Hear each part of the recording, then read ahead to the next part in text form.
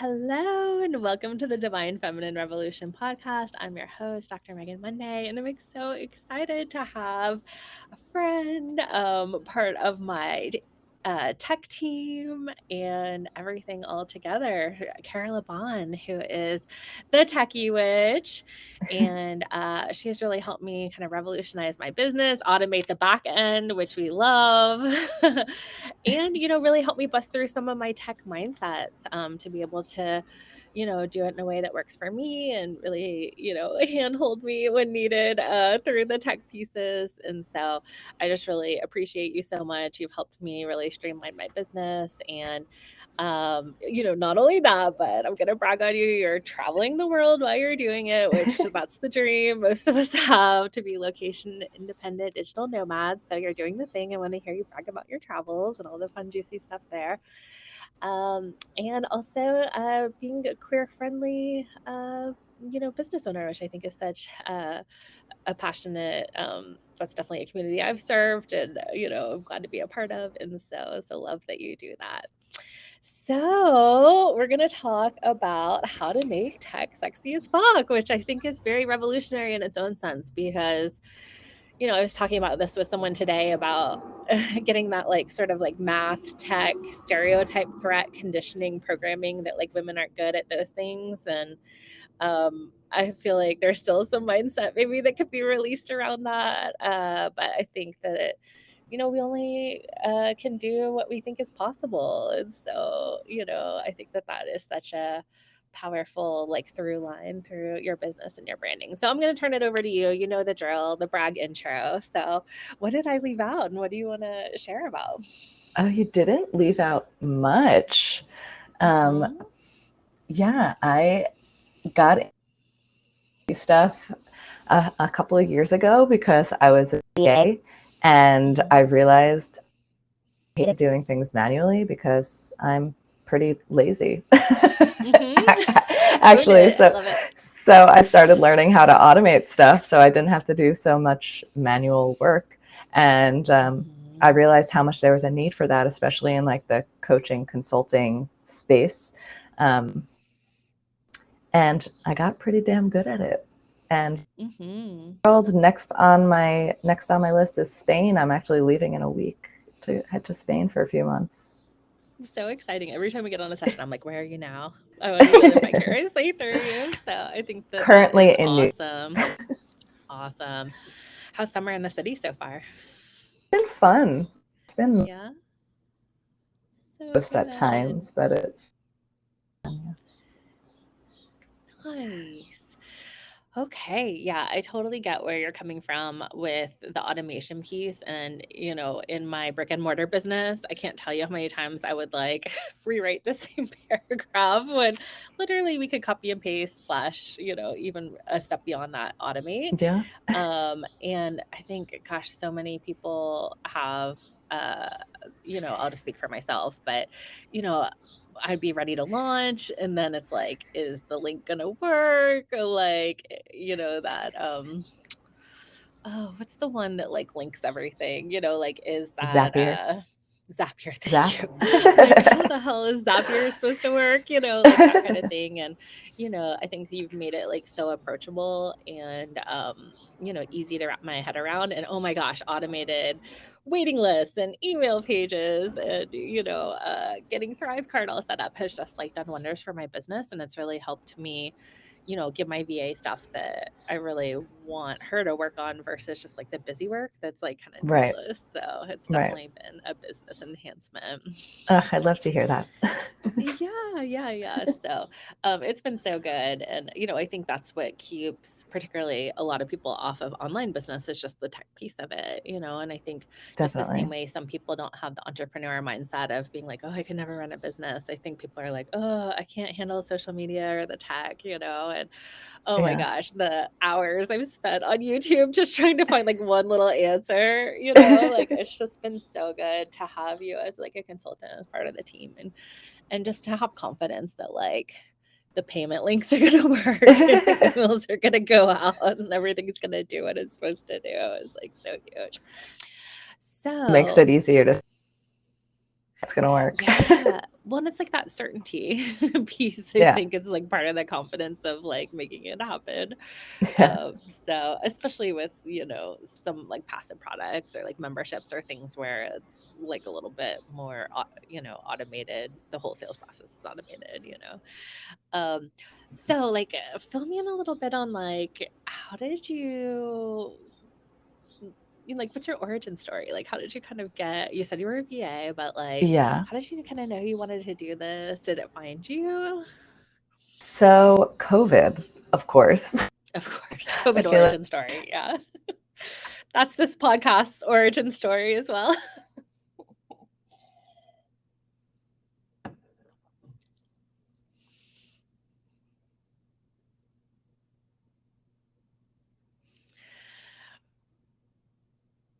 Yeah, I think, there's this book called Anti-Fragile, which is about kind of coming through world crisis events and what that's like and how that like if you can anticipate the uh things that you can't anticipate, then you're anti-fragile.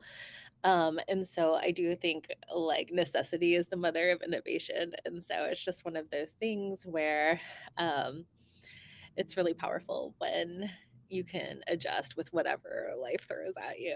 And I think a lot of businesses were born in that time. So that's definitely a thing. Let's see what's happening here. I think Kara got kicked off the call. Oh, there she is. Maybe. But I definitely relate to that whole COVID origin story. And that's actually when this podcast was born. And so it was definitely one of those things where, um,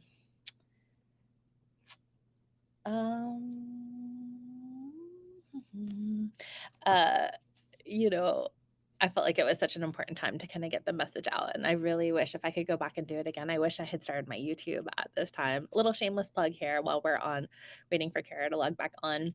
Uh, I do have a video podcast channel, the Divine Feminine Revolution podcast YouTube channel. So go check that out. Let's see here.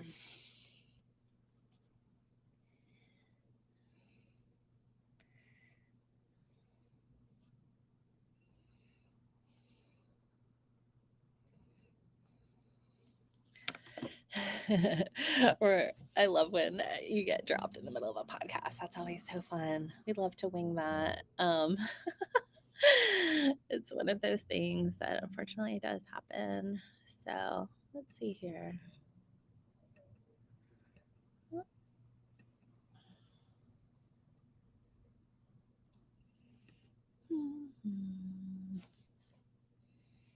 Mm. Okay, y'all. I think we're gonna leave and come back. Let's see how we do here.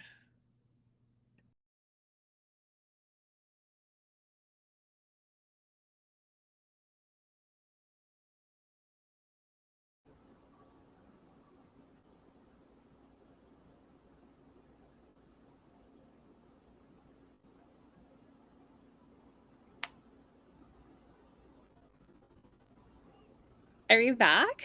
I'm back. I don't know what Okay. happened. I love it. Is that your tech advice to just like leave and come back? Because I feel like that's my default for like most Yeah. things is just to like pop on, pop off. Does that work like Yeah. most of the time? Yeah. I mean, turn it off, turn it back on again. One That's of the so best funny. Thanks pieces of for advice. yeah, I I was think like sitting there waiting and I was like, oh, it must be your internet because mine is working. I know I was sitting there like all I could see was myself too. So I was like, Funny. babbling a little bit about starting the podcast and the whole like COVID twist of fate, business starter position. So That's tell me funny. your origin story with how did it come through with COVID?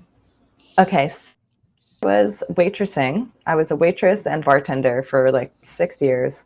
And I was traveling doing that at first. I was able to get a working visa in Australia, and that's what I was doing. But I knew that that wasn't going to be an option if I wanted to keep traveling. Like, it's pretty difficult to waitress around the world if you don't speak any other languages.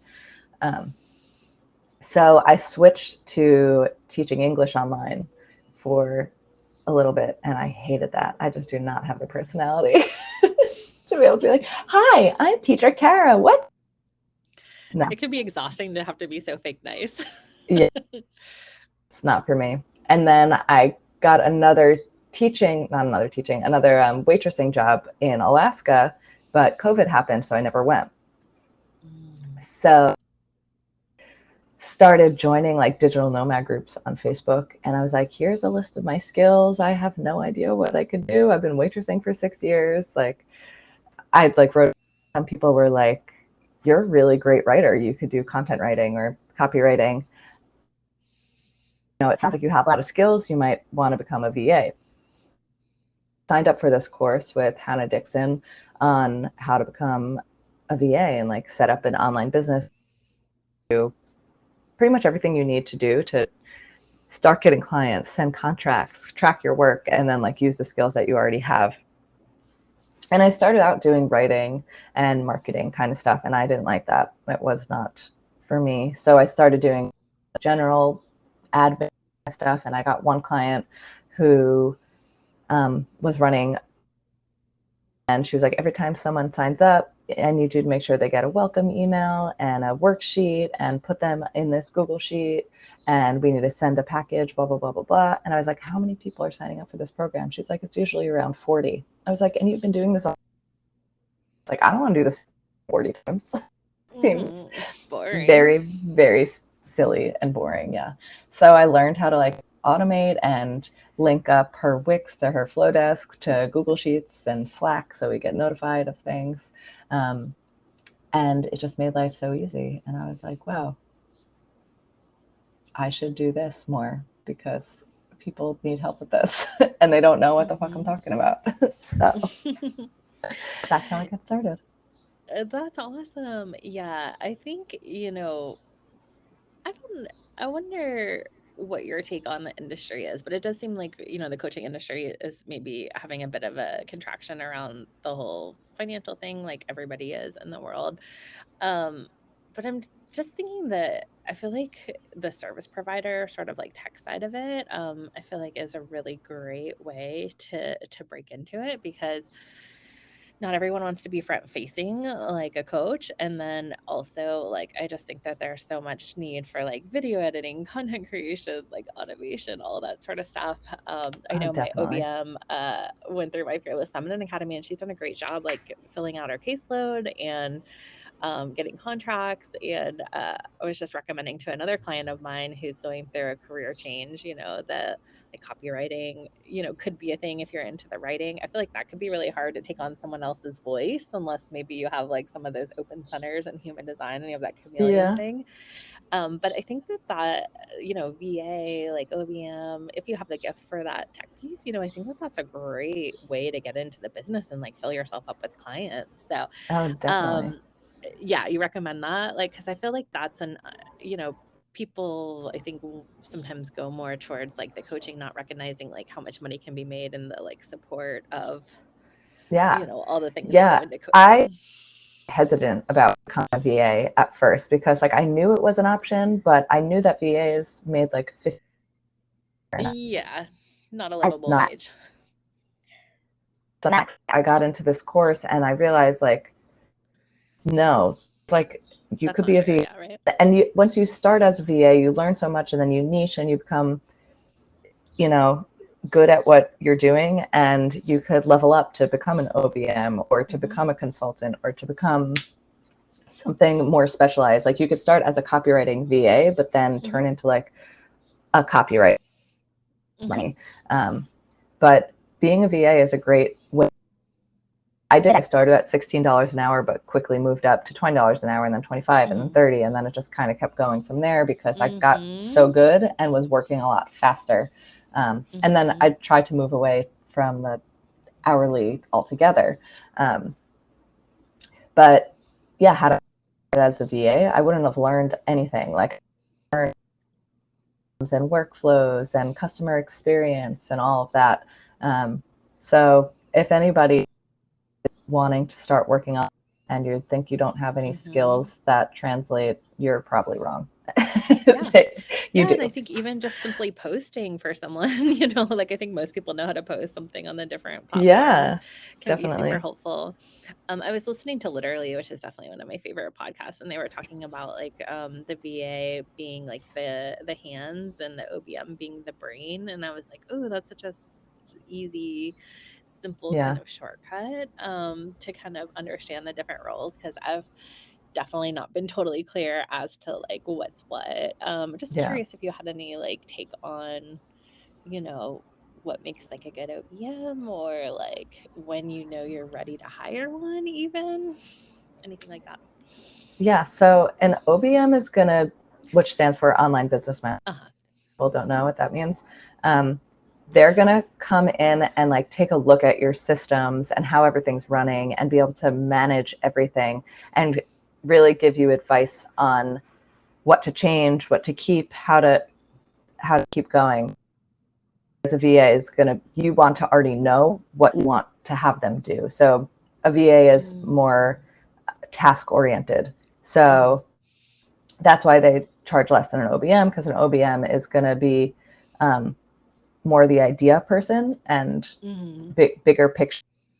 And Mm-hmm. an OBM is great to bring in before a VA, in my opinion, because Oh wow, okay. you don't have these systems in place. If you don't know design your VA, you're not going to get the most out of a VA that you Mm-hmm. can, because they're just going to be waiting for something to do and you don't know what to have them to do. Like you were saying, like now that you have your system Like when set I up, you're filled out saying my before. like when I filled out my appointment with you and it's like, what does it want to work on? And I'm like, I'm not quite there yet. Hold on, give me a week.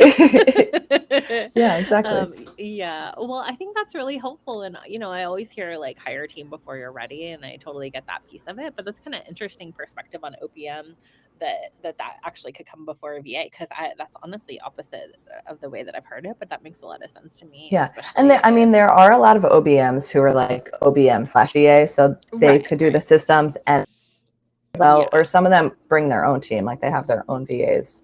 It's more like an agency Okay. model. Um, Yeah. And that was kind of going to be my next question because that's something that you really helped me with is to like refine my tech stack. And I know like, I mean, it doesn't seem like much when you're doing like 10, 15, $20, membership subscriptions to all these different things, but eventually it can really start to add up, especially, mhm. some are on the pricier side than that. So, what do you think, like, if someone was just starting out, what do you think people actually need? Like, say they are selling some kind of online, course, they're like a coach. Um, what do you think is like the bare minimum? Because I feel like I've tried every single thing. Like, I know you wrote like a hate post on MailChimp, which I'm like totally with you there because MailChimp like boggles my mind. Like, it was so clunky. Oh, maybe it wasn't a hate post. That was maybe a little bit strong, but like, don't use MailChimp. Probably I think it's was a little bit of a hate post. You could say that. I don't like MailChimp. It's no secret. Oh my gosh, yeah, and you turned me on to Miller Lite, which I really like. I mean, just aesthetically, I feel like it's oh my god, so much easier, like, um, intuitive, especially with the automation piece, and I made some, like, very clunky, like, landing pages in the old MailChimp days, and it's not a good look. No, no, MailChimp is terrible.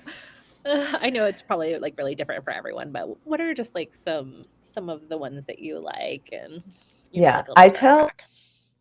to start with an email marketing should be kind of one of the first things. Like Mhm. even before you know what you're selling, it's good to start Yeah. growing a list and just emailing your Mhm. people, warm. And then you could start with like freebies, and you could do that all through MailerLite, and because it's free up to Mhm. 1,000 subscribers, so there should be like no barrier from just starting that. And you could build nice landing pages. You could even build a website on there if you're not ready to Mhm. build a whole website. So I definitely tell people to start with that. And then if you're ready to start taking calls, like even if they're like one-offs or packages, then I would say to start with Calendly or Acuity. Mhm. Acuity, you could sell whole packages. So Mhm. even if you just have MailerLite and Acuity, Mhm. you'd be pretty set to start selling coaching packages. Mhm. If you're wanting to sell courses, that's a totally different beast than Mhm. one-on-one calls. Mhm. And then there are so many different platforms. Cart is one of my favorites because it's a Mhm. one-time payment, It's um, so huge. which is so nice. And it's a shopping cart and a course platform, so you could sell packages through there as well, and you could have your course there, which is great. Um, and if you're looking for something that's affordable but a monthly payment, I recommend people look into Podia. And Podia is an all-in-one, so you could build Mhm. a website there, and it does email marketing. But I don't really recommend their email marketing because Mhm. it's just not all that cohesive in terms of automations Mhm. and everything. But those are the two I recommend. A lot of people think that they should just go ahead and get Kajabi because it does everything. Everybody else is using it. But one, it's very, very expensive. And Mhm. two, it has a very steep learning. Everything is in one place. It's Mhm. difficult to find, it's difficult to use. Yeah, I've done the free trial of Kajabi, and I remember when I was like kind of a baby coach, realizing like how much of certain people's income streams come from like Kajabi. Because I mean, I think as far as a platform, they have a nice affiliate, kickback, Mm. and so I think that to me it seems like that's why people recommend it more because I definitely found it to be like super clunky and not doing it all really what I wanted it to do. And Oh, yeah, like definitely. the $100 plus or whatever it is now, can be a lot to invest if you have a baby business. Yeah, if you have a baby business, or like some people are like, oh, well, I'll get around to the course, and they like the course and they're just paying $150 a month and not Oh yeah, even I've done selling that. anything, which is I've so definitely done that. crazy. And while Thrivecart, yeah, it's a big upfront. And after Yeah. 6 months of what you'd be paying for Kajabi, or less, like I think it's less than 6, you'll be paying nothing. Whereas for Kajabi, you'd still be paying the $150, which is wild. Yeah. I mean, I was already looking at Thrivecart before I started working with you, but definitely, and they have actually a pretty good affiliate kickback as well as we can get on that.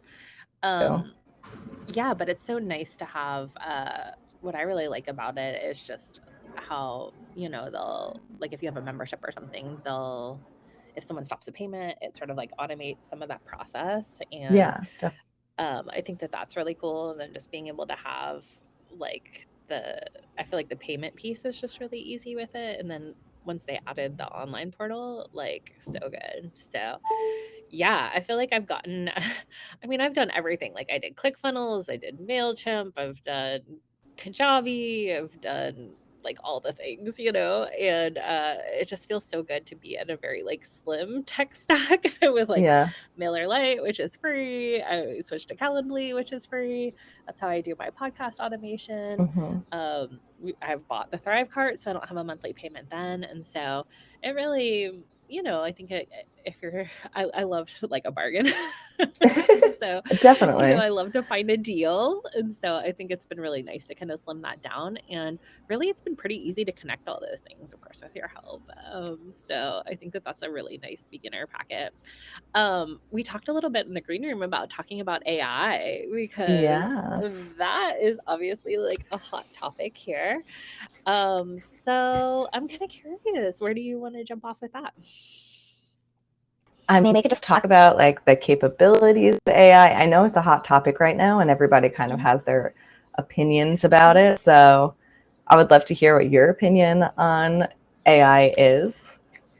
Yeah, well, I'm definitely intrigued by it. Obviously, like a lot of the people coming out being like, "This is not a good thing," is concerning. Mm. So I'm certainly not an expert there. I mean, I think actually my OBM was talking about coming up with like a partnership agreement. She was like, "Oh yeah, I just put it in and it spit one out, and then I added a few things and it was good to go." And I'm like, "Whoa." And it's interesting. I'm like a YouTube fanatic, and so I've seen people like have AI write the whole YouTube video and then they'll perform it, or I've even seen ones where they've like um created like a not person AI, like where Yeah. like, AI does everything, the script, the voice, Mm-hmm. the animation, the video editing, and it is I mean, I think it is going to change everything, Mm. and I think what I've seen a lot of people say is like that it's not going to take jobs. I don't know if I totally agree with that. I mean, I think kind of just like the internet did with like TurboTax and legal guard or whatever. I don't even know if that's a name, but like these services that are online that basically do the same things that you would pay like the high paying professionals to Oh yeah, do. definitely. Um, I think it probably will, but I do think to not have to write a description or like a boring email again, I'm definitely here for that. And I mean, just to be able to take like, an episode and get it like translated in a second and uploaded, and then like, hey, write the description, write the title, like, I think. I mean, in a way, it's really exciting.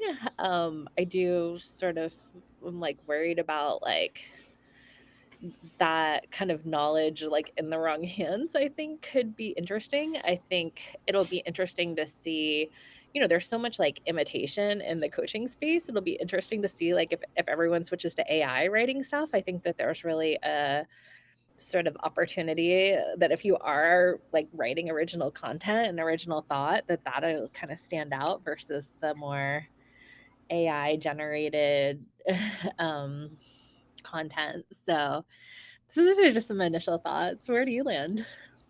Um, yeah, I agree with a lot of what you said. Um, to go like into like the job aspect, it's definitely going to take jobs. Like there's no Yeah. ifs, ands, or buts about that. But Mhm. it will also create new jobs, and I think people are just going to have Mhm. to adapt to their skills. So like if they're a Mhm. copywriter, they're not necessarily going to lose their job, but if they'll have to use AI in their job, and they'll be able Mhm. to do it a lot faster. Um, and for people who are worried about their job being taken, I think they need to embrace the AI and Mhm. um, learn how to use it in their job. So that's how I feel about that. And then, like, in terms of the creative aspect, I don't know if you are familiar at all, like, with what's going on with the writers, and now SAG Mhm. AFTRA is also going Yeah. on strike. Kind Um, of great for us, like in the creator sector. yeah. So, I mean, they should definitely be going on strike. They should definitely be getting paid. And part of the conversation there is that they want to use AI to like generate these scripts and then have people just come edit them and not pay them as if they've written the whole script, which Mhm. is definitely an issue. And I think AI should be kept out of those places, or people should still be compensated Mhm. appropriately. So, like in terms of that, I don't think AI should be used in that way, and we're going to have to come up with some sort of world. Like um, there's no going back at this point, you know what I Oh mean? yeah, it's and done. and it's the same thing as like when the internet came out, people were really Mhm. skeptical about it and didn't want to embrace it, and they didn't want, but if you didn't, you fell behind, because Right. that's what it was. And people say that there are scary things that could happen. There are scary things that could happen with the internet, and they do happen, but we deal with it Mhm. and we figure it out. And Mhm. um, to just try to use it, I don't think is it's it's here. Like it's here to stay Mhm. at this point. It's not going to go away. Yeah, I'm kind of like an elder millennial, so like as an 80s baby, I'm right on that cusp of Gen X, and so I really did have sort of like the pre-tech upbringing of like playing outside and doing kid things, and then more like high school is when cell phones came out, and then by college, like all of the professors were like, "Oh, I have to get rid of my transparencies." I know this might feel old now The saying projector. that, but they were like pissed, like all my classes are already on transparencies. Now I have to do like a what? A PowerPoint? you Yeah. know. But I gotta say, just like, spending like 10 years in academia, like I didn't really have to go into a library if I didn't want to. And I didn't have to like register for classes and wait in a big long line. And so, I mean, I definitely can see how the whole and obviously since then the whole world has become automated and a lot of Yeah. those things are a thing of the past. And so I definitely see how, like, with accessibility and just like instantaneous results, like, I think that can really move the needle forward quite a bit. But yeah, I do watch sometimes a TV show or a YouTube channel or something like that. And I'm like, did AI write that? I'm like, it's kind of bland, Yeah. So, So it'll be interesting to see if everyone kind of jumps on the bandwagon or not.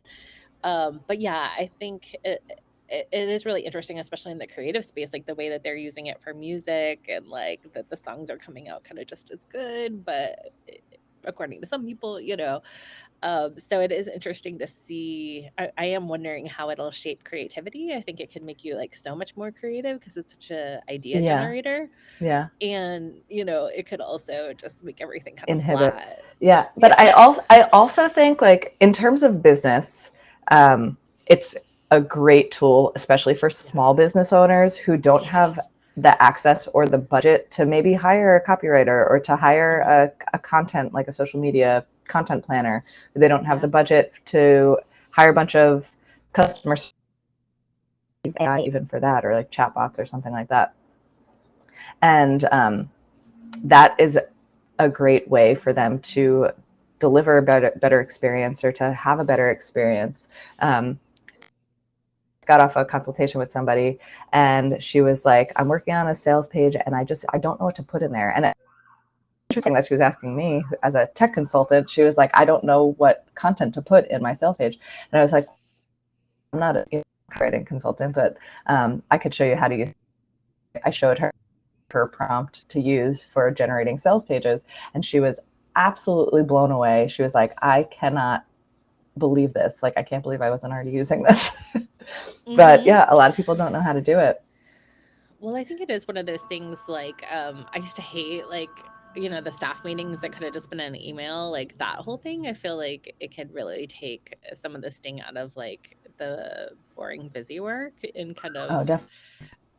one of the best parts of being an entrepreneur is you don't have to have meetings if you don't want to. And so I think like AI could kind of do a similar thing. I don't have to write a description or I don't have to like come up with a title or some of these things. Yeah. It's like And we can then let I AI also do it. think that, like, because we'll be saving so much time doing a lot of busy work or these like small Mhm. things, where like to write a sales page to like start from scratch, it's so much time, it's so much energy, and by the time Mhm. it could take you an entire day to just get started with an Mhm. outline and a draft because you're drained. So I think using it to do that kind of stuff will just free up Mhm. our brain space, free up our time, Mhm. and in turn we'll become more creative because we'll be looking Mhm. for hobbies. Because so much of my stuff is automated now, and a lot of Mhm. my client stuff, like, I automate myself out of a job essentially, which is good. Like, Yeah. I set up my clients and then they don't need me except when they need to, if they're setting up another program or something. So I have a lot of free time and I'm like, all right, I need to find some new hobbies, get into Mhm. something. Fortunately, one of my hobbies is scrolling on TikTok, but but I've Well, also that's keeping in touch with the drawing. creators, right? Yeah, I mean, I learn a lot on I TikTok. call It's where that I've learned about. working. It's where I've learned about AI, so it's working. Yeah. I have I have Yeah, been trying to challenge myself to like create content instead of consume it because it's so easy to do. it's so But yeah, I true. mean that's very sexy that you're like eliminating yourself from your own business and from others and that you need to get hobbies. Like, I mean, that as a sales pitch, that totally works for me because I really do think, kind of coming from the psychology sphere, I really do think a lot of mental health issues are blocked creativity, Mm, and I think people are so afraid to like look stupid or make a mistake. Maybe something like AI could help them sort of get the basics down to where people are more comfortable making the jump. Or like you said, kind of, especially if you're more like neurodiverse or right brain creative, get you out of some of the, you know, it's not agonizing for everyone, but I'll just claim it for me, the agonizing part of, just some of the boring, busy work. oh, definitely. Yeah. So, what do you think? I have watched a couple of podcasts around like, does AI have consciousness and like, will it take over and stuff like that? I watched one on Diary of a CEO, where they did like an emergency session, like, and they had like a great little like, you know, I wouldn't bring kids into this AI society. And I'm like, oh God, like talk about a, um, like clickbait, right? Yeah. But yeah, like, you know, And I don't, I mean, who knows? Unless you're like in on it, I think Yeah. maybe that's all speculation or whatever. But just curious if you had a stance on that or what you've Yeah, I heard mean, or. I don't know too much on that topic. And of course, like, we're programming this AI to kind of be able Mm-hmm. to think for itself. That's kind of the point of, Mm-hmm. um, like, so humans don't have to do it. So it is a little scary to think about. But just going back to before is like, um, whether or not it's true, there's nothing we as civilians could do about it. Mm-hmm. And people could say like, well, I'm not going to use it because I don't want that to happen. I'm like, Mm-hmm. But that's like saying like I'm not going to use the internet like at some yeah. And point, I don't want people to have my information or steal my information. I'm like, they're already doing that. They're already doing Yeah. that. Like, it's a tool that is going to help you in your business. You're going to be There's left no behind if stopping you it. opt Yeah. out. Yeah. So whether or not that happens, I don't know. We'll deal with it when it happens. Mm. Yeah, well, maybe that's what we'll do on our next tech session because I was talking with my OBM about like how could we use it, and she was telling me about that contract that she pulled up from it, and I was like, can I like put a podcast episode in and then just say like summarize this for me? Like, Yeah. okay, it'll do like video transcription, it'll like They'll do sort of. transcriptions. Unfortunately, if you're on the free version of ChatGPT, there's a limit to like how What much do. you could put in there. I actually use it's a very cheap software. It's called Goat Quote. It's aimed towards nonfiction books. But if you have like long PDFs or ebooks that you've made and you want it to pull a bunch of quotes and stuff and make social media content, it does that because ChatGPT is limited into how much you could upload or like select. Okay. So okay, yeah, definitely I look love into that. it. Yeah, on our last session, I was like, okay, I'm gonna do this next. I'm like, what do I actually need? What's the best way to do it? And Yeah. I love, I think that's really one of your gifts is, just being in the field, like you've tried all the things and you A can lot of kind the of things, definitely a give lot us of the the things. shortcut of like what works well and all that sort of thing. So, um, kind of on a totally different topic. How do you juggle all the travel? I just went to Asheville for the weekend and driving back and forth. Like, I just feel like I didn't get any of my prep and I just kind of have been like winging it this week. How is it like, because you stayed in some hostels, like sometimes you're in Yeah. coffee shops, sometimes Yeah. you're like have your own place. Like, do you get fatigued with it? Do you I love it? Like, give us a definitely little get a little scoop. I get a little fatigued, but it's so rewarding for me going to new places, seeing new places, meeting new people. And I don't work on travel days. That's helpful. Like and having a flexible schedule allows me to do that. Just like block off the day so I don't have to work. I try to stay places longer. So I'm a somewhat slow traveler. I try to stay places for 1 to 3 months usually. But last summer when I was traveling Europe, I was moving pretty fast. I was living in hostels, but I picked a hostel that was also a co-working space. So that was helpful. So yeah, I just try to surround myself with other people who are doing something similar or just make the time, one of the sessions you just scheduled, I'll be in Spain because I'm moving to Spain next week and it will be the day after I get there. So I can ask you that. I'll be What's you planning? lagged, I think, but I just changed my work schedule so that it still works for me and it will work for my clients because that's another hard part of the time zone because most of my clients are in the States or Canada. Oh yeah, and finding that Calendly time zone thing, I can imagine that's a little bit of a challenge. Yeah, so I changed my time zone to Central European time and Yeah.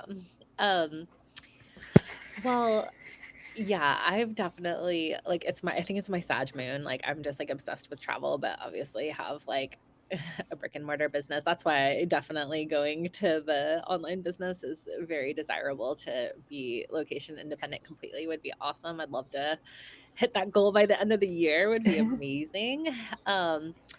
but yeah, I really like live vicariously, not only through you, but like through YouTube. And it was just really interesting to see things like van life or like digital nomad or like just, like going to a certain place on $100 or something like that. And I think I mean, gosh, you really can learn like anything on YouTube or any Oh, platform or yeah.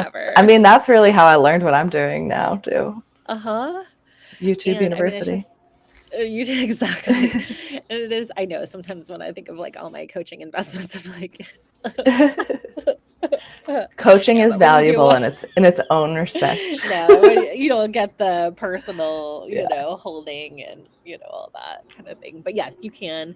I went through like a hula hooping phase in probably 2010. And I learned all the tricks on YouTube. And I then love that.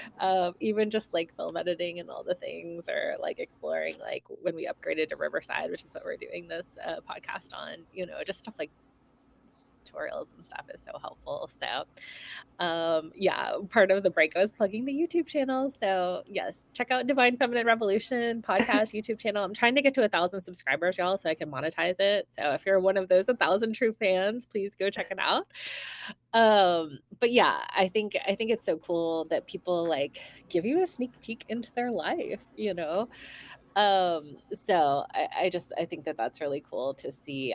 Travel vlogs is definitely something that is on my homepage at YouTube because it's one of my favorite things to watch.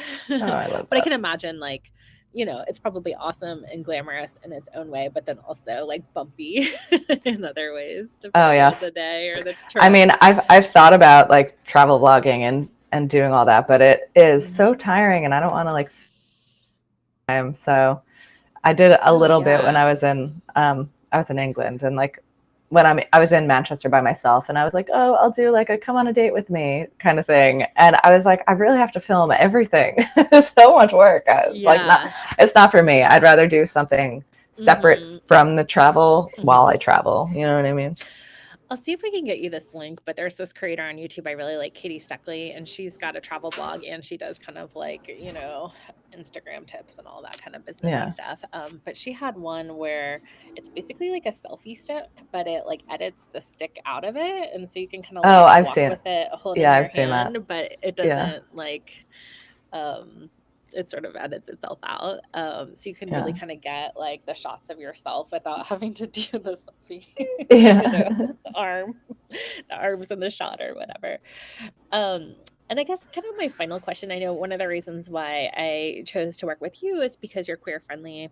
Like I said, that's, super important for me. I worked with so many LGBTQ clients, part of the community, all that good stuff. But I'm kind of curious, like, do you ever get like hate for that? Like, I feel like, as some of the things have been going on, like in Florida and, across the country in different aspects, I just feel like, you know, the tide has like changed pretty dramatically, like Yeah. pretty recently. So just kind of curious if there's anything you want to share about that. I haven't necessarily gotten hate um, yet, thank goodness. I get questioned like, why do you use that in your marketing? Like, why Mhm, do you have a picture of your ass when you're a tech consultant? Like, mhm, what is what is the correlation? Hire you like that's so unprofessional. But I think I don't get hate because I put myself in safe spaces mhm, where those people are also sex positive. mhm, And I want those people to know that I'm a safe space because it's a lot of bros. It's very kind of broy, mhm. and people who are like uptight. And, you know, I think I work with a lot of like sex and intimacy coaches, Mhm, um, maybe people who are a little sometimes. And um, I think that I work with people who don't get them because, mhm, or they don't want their clients to feel judged or whatever. So mhm, the reason I do that is because I want them to know that I'm a safe space and I mhm, understand the work they do. I appreciate the work they do, and I want to help them with that work. Um, so as long as I stay in places where those people live, people love it, mhm, and I don't get much hate. And the people on my own personal Facebook are friends mhm, and family and mhm, other people who I've networked with, and I only accept them if I have other mutual friends, so I know that I come and hate. mhm, mhm. No, for the most part, except for like questions for my family, like, do you really get work based on the way you talk and like the pictures you post? And I'm like, yeah, a lot, actually. They're like, okay. Well, yeah, because I think you want someone who's gonna get you, and it's sort of like, I was talking to a client who's like, "Yeah, I think I'm gonna have to switch therapists because I feel like my therapist is judging me." And I'm like, "Yeah, you don't wanna, like, go into therapy No, and feel judged." Like, definitely not. like, usually people are coming because they're judging themselves and they want help not judging, So, I think it obviously applies to hiring team or and team you work pretty intimately with depending on like what context it is. So I think Mm-hmm. it makes sense to have kind of a good fit. And I think for me that's kind of coming from like the therapy paradigm, like it's like old school psychoanalytic, like you can't share who you are, versus like feminist therapy is like, no, like you need to like demonstrate the safety and be a person, and Mm-hmm. that's where like self-disclosure and all that kind of stuff comes in. And so I've always definitely identified as a feminist therapist. But it's like, yeah, you want to like know that your person gets you. Like it's like my accountant understands astrology, so we always laugh how like tax days are always on Mercury retrogrades, and like all she had to tell me was that she's like a 5-time Virgo, and I'm like, oh yeah, you're the perfect person to do taxes. And so like I love that you think of accountants as kind of more left brain or analytical or whatever, but that she has her sister's an astrologer, so she knows the things. It's super helpful, and I think same thing for you. I've kind of wondered that like expanding onto the YouTube platform, because it is definitely a more like worldwide and Yeah. predominantly male platform as well too. I think that's definitely a visibility figure that's going to come up for me. It's just the spirituality, like LGBTQ positive, sex positive, like all of those things. You know, a lot of people are like not on that board, which like I'm all about tolerance in the sense that like you do you kind of thing. And I mean, please don't like hurt people, obviously. Yeah, um but yeah, I feel like the backlash has been kind of alarming. And yeah, I actually grew definitely. up in Florida, so it feels sort of sad to see some of those things kind of come about. And I do, like for some identities are visible and some are invisible. And so I think, to have like anytime you have to feel scared to be who you are, I mean, that's really oppressive. And certainly there's like such a huge link with being a marginalized person in mental health because of the factor of oppression. And so yeah, I'll validate that's definitely a part of the reason why I chose you. And just love that you do that, and you have some awesome little digital products there, or not digital, like swag, some merch, I guess I Oh could yeah, yeah, say, yeah. Etsy shop. LGBT positive merch, which I love that as well. Um, so yeah, I just, I think it's really brave when anybody authentically comes out as themselves online. I feel like I'm always a little bit like, oh my God, people are looking at my posts like I'm crazy. And I'm sure probably some of them are. I'm not gonna let it stop me. But I think it's Good. very, to me, that's like I feel like corporate can be so confining, and like to really be able to be an entrepreneur and like come as your whole self. I mean, it's amazing. And so I just love that you lead that way. No, thank you. Yeah. It's the only way. Yeah. If Yeah. we're not Yeah. having fun, what's the point? That's kind Exactly. Don't forget to have a good time. of, yeah. I love that. Well, so I guess just to wrap it all up, like, do you feel like this kind of lifestyle is doable for people? Like if they're kind of like sitting in a dead end job or something like that, or they're having like, I sort of have my eat, pray, love fantasies of just like, blowing off my life and traveling for a bit. Um, any words of encouragement? And then, tell us all the Yeah. things, what you're selling and where to find you. Perfect. Yeah, for of course, like Mhm. have circumstances that maybe it's not doable, but for the majority of people, if it's something you really want, it's doable. You will have to make some sacrifices. Maybe you have a house and you'll need to figure that out, or you figure that out. But most skills are transferable to an online business or a remote job. If you don't want to be an entrepreneur, that's okay. There's plenty of remote jobs out there that let you work from anywhere. Um, So if you think you can't do it, you're probably wrong. If you can't do it, you're probably wrong. You just look at why those barriers are there and make a plan for how to get you know. I love But that. yeah, if you're already an online business owner, you're just starting out, resources, and you want to maybe learn about Zapier, or you want to see how good your backend is on your business, I have a free quiz you could take on my website. So it's the techywitch.com/quiz. You could just go and take. You'll get some recommendations on where you can improve and some next steps. And that's a great way to go ahead and get started. And yeah, go ahead and do that. And I have some one-on-one spots available right now. So you could also just go there and go to my services or send an email at cara@thetechywitch.com, or follow me on Instagram, the We totally .techywitch. we totally didn't get into the witchy things, but Yeah. just to say, like, to plug you, like, the automation is magic, and like I feel like you Yeah. saving time in your business is magic, and then like we kind of talked about having that like similar framework and context is really helpful. If I'm like planning a launch around Mercury retrograde days, I don't get like side eye from you, so I appreciate that. But it really Yeah. is magic, and I really love. I love when I can get people who are really like skilled in what they do, but then they also have that like they can hold space, and I feel like Mhm. you do both really well. And so it's like, so nice. You can like Sweet. handhold and also, really, like the logistics of it. So very cool. Well, Yeah. thank you so much for coming on the podcast, and definitely highly recommend the Techie Witch. And Because a lot of people spell it with an IE, TECHY. okay. Yeah. So. Really? Okay. Yeah, I'm a Y girl, I Yeah. guess. So I'm there with Yeah. you I'm a on white that. girl. But yeah. Well, thank you so much for coming on here.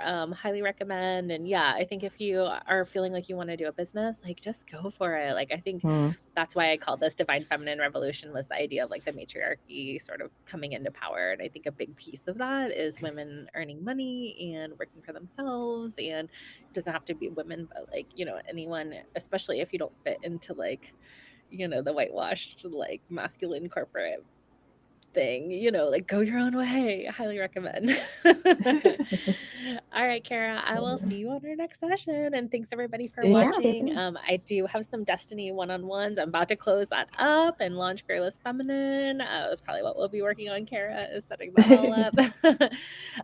But yeah, thanks everybody so much for watching. Hope you have a beautiful day, and we'll see you next time. Bye.